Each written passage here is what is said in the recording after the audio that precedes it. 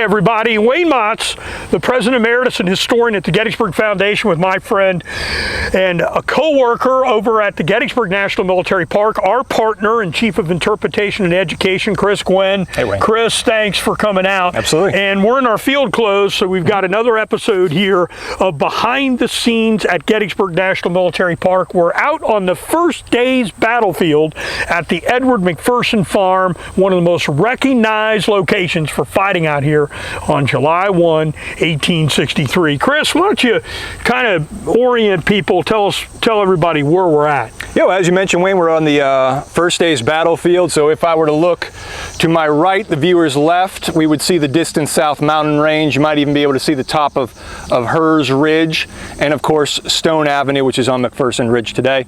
And then to my left, your right, we can see in the distance the famous Lutheran Theological Seminary, one of the landmarks on the first day's battlefield at Gettysburg. And it would be here, Wayne, that the Battle of Gettysburg, of course, would begin that first day of July 1863. And so truly one of the most famous locations on the battlefield. And behind where the viewers are, we've got the McPherson Woods here, which has had multiple names, Reynolds Woods today. So I'm going to just talk a little bit about, we're going to get a peek inside. We're here to go inside the barn. And there are parts of this barn, including the stone, that are original. And then there's parts, just like you mentioned on the other videos that we've done, Chris, some of the places that have been reconstructed. The Edward McPherson Farm is one of those.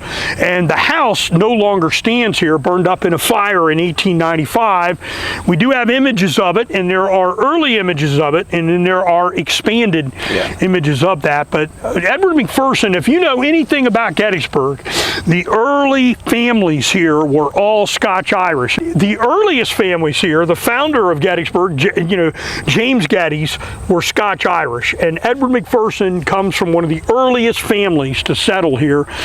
James B. McPherson was the guy that owned this property. He's buried up at Evergreen Cemetery. He died in 1858, and Edward McPherson inherits this. Now, the family owned this property for many years, and it doesn't look like anybody in the family lived on it. So during the time of the battle, John T. Slentz was a renter of this property. He will flee it during the time of the battle. He will go first to the seminary, but then you know where he ends up? There's a claim that he ends up in the Farnsworth House. So he's actually in the Farnsworth House on Baltimore Street for the remainder of the battle with the sharpshooters inside that building. But he was the renter on the Edward McPherson property, and in this property, one of the earlier properties to go to Gettysburg National Military Park. And the park has done, Chris, really a great job trying to keep this place up.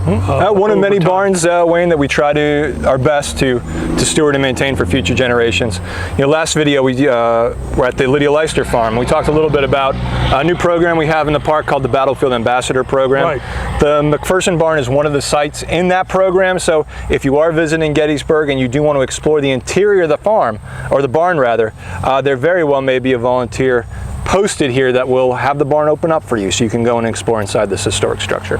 Check the Gettysburg National Military Park website and get the dates that it's open. Once again, thanks to those volunteers that actually put it open. It takes labor, not only the money to preserve the place, it takes labor to keep all the places open. So anyway, we're grateful for all the work they've done and the work that the park team has done to keep this thing the way you see it, to keep it the way it is.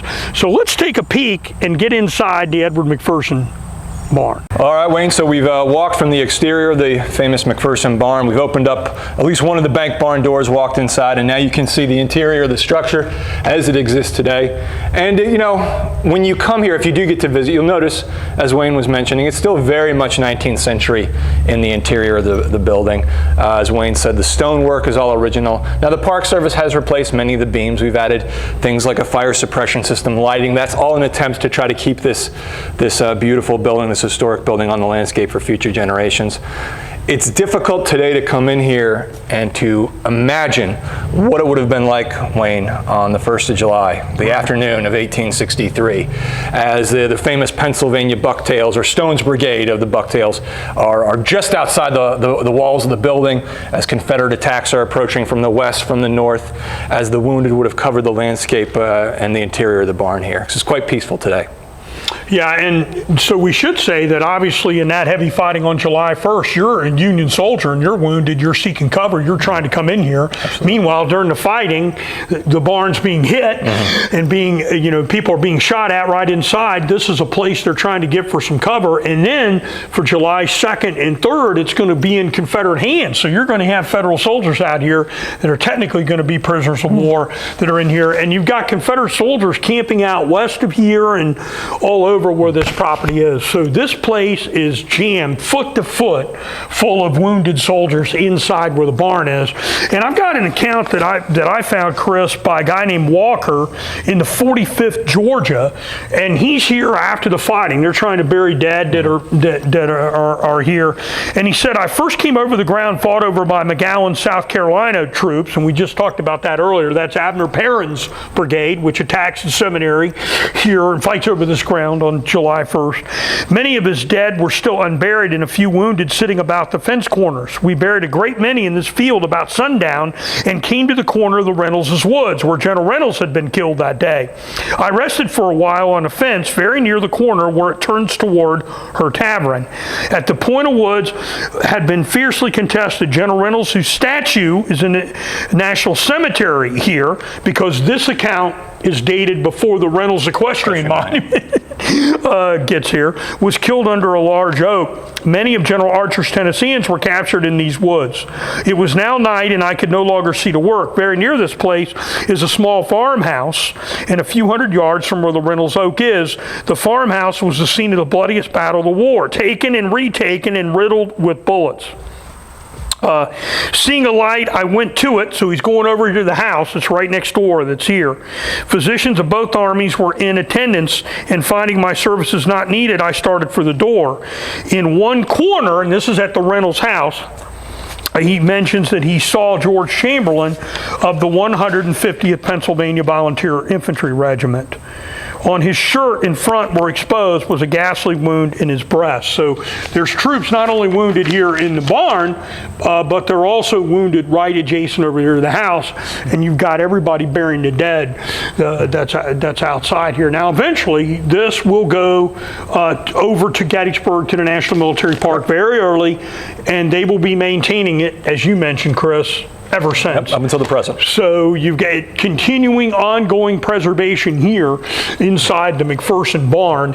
And if you can find on the calendar when the ambassador program is over, get yourself over here, or when it's happening, and look inside it. So Chris, thank you so much for being once again with us inside one of the most historic structures at Gettysburg National Military Park with Chris Gwinn, the Chief of Interpretation, and once again myself, Wayne Motts, the President Emeritus and Chief Historian of the Gettysburg Foundation. If you like these videos, if you think this stuff is important as we know it is to you, you wouldn't be watching. Keep watching, share it with everybody, make sure you tell all your friends, follow us on social media, and help preserve this place, which is so important in American history.